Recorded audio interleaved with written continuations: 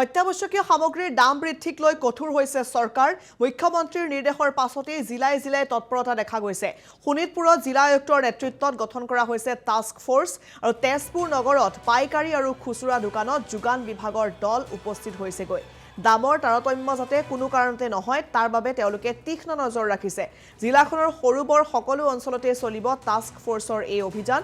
দাম বৃদ্ধিৰ লগে লগে কঠোৰ হৈছে এতিয়া চৰকাৰ। তেজপুৰত এইদৰে অভিযান আৰম্ভ কৰিছে আৰু মুখ্যমন্ত্ৰীয়ে যিহেতু কঠোৰ নিৰ্দেশ দিছে, যিসকল ব্যৱসায়ী আছে, খুচুৰা ব্যৱসায়ী আছে, তেওঁলোকেও দাম বৃদ্ধি কৰিব নোৱাৰিব আৰু সৰ্বসাধাৰণৰ সুবিধা হোৱাকৈ এই নিৰ্দেশ জাৰি কৰা হৈছিল। কাৰণ প্ৰত্যেকবিধ সামগ্ৰীৰে দাম বৃদ্ধি হৈছে। নিত্য ব্যৱহাৰ্য সামগ্ৰীয়ে হওক, পেট্ৰল, ডিজেল প্ৰতিবিধ সামগ্ৰীৰ দাম বৃদ্ধি হৈছে, ফল মূল, শাক পাচলিৰ দাম বৃদ্ধি হৈছে আৰু সেইবাবে এই কঠোৰ নিৰ্দেশ জাৰি কৰিছে মুখ্যমন্ত্ৰী ডক্টৰ হিমন্ত বিশ্ব শৰ্মাই আৰু তাৰ পাছতেই তেজপুৰত টাস্ক ফ'ৰ্চৰ এই অভিযান আৰম্ভ হৈছে।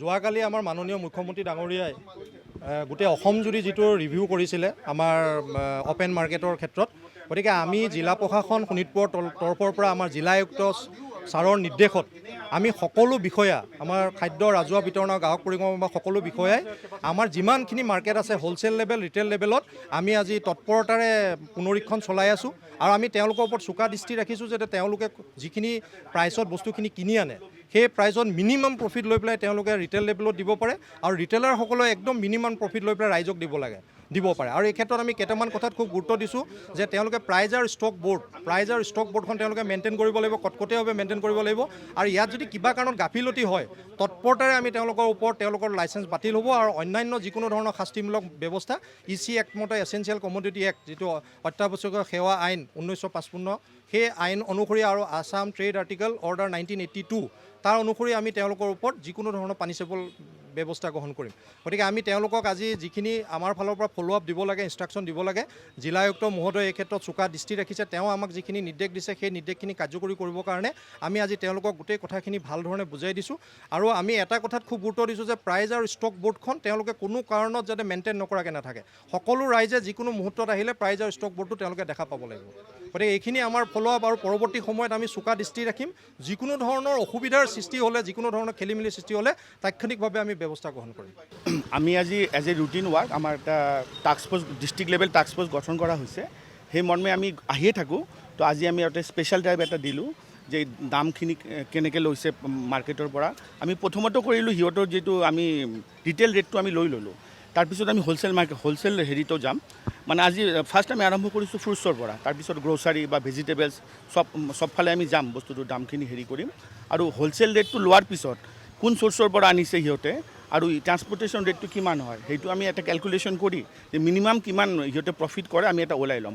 আমি ৰিপৰ্ট ছাবমিট কৰিম। তাৰপিছত আমাৰ যিটো কমিটি আছে সিহঁতে এটা ডিচিশ্যন লৈ কিবা এটা ৰেট আমিও তেনেকৈ আমি অবজাৰ্ভ কৰিছোঁ। তো সেই ক্ষেত্ৰত আমি এটা ডিচিশ্যন লৈছোঁ যে সিহঁতে এটা প্ৰাইচ এণ্ড লিষ্ট বৰ্ড লগাম, তেতিয়াহ'লে ৰেটটো আপোনালোকে ফিক্স হৈ যাব।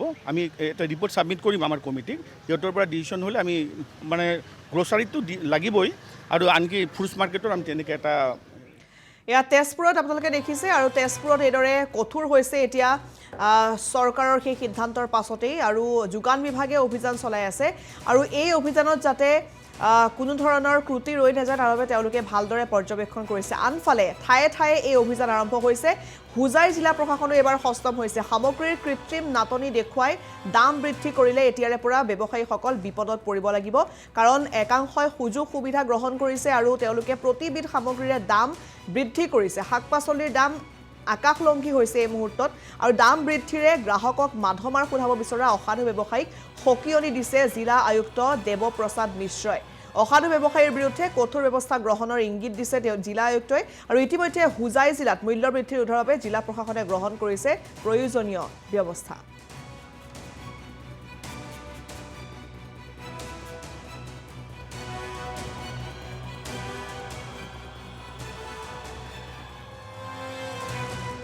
মুখ্যমন্ত্ৰীয়ে কিছু নিৰ্দেশ দিছে আৰু সেই নিৰ্দেশ মতে আমি ইতিমধ্যে আমি এখন সভা আজি অহা কাইলৈ আমি আয়োজন কৰিছোঁ, যিখন সভাত আমি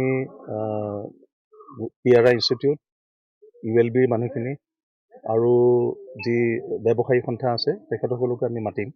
মাতি পেলাই তেখেতসকলক আমি ক'ম মূল্যৰ বৃদ্ধিৰ গইনা লৈ কিছু যদি অসাধু যদি তেখেতসকলে ব্যৱসায় আৰম্ভ কৰে তেতিয়াহ'লে কিন্তু জিলা প্ৰশাসন অতি সতৰ্ক অৱস্থাত আমি আছোঁ আৰু আমি তাৰ প্ৰতি অতি কঠোৰভাৱে দৃষ্টি ৰাখিছোঁ ৰাইজৰ যাতে কোনো অহুকাল নহয় মূল্যৰ বৃদ্ধিৰ গইনা লৈ সেইটো কাৰণে আমি তেখেতসকলক সতৰ্ক কৰি দিম আৰু আমি নিজেও অতি সজাগ হৈ থাকিম আৰু সেইকাৰণে এইখন সভা কাইলৈ আমি আয়োজন কৰিছোঁ দ্বিতীয় কথাটো হ'ল যে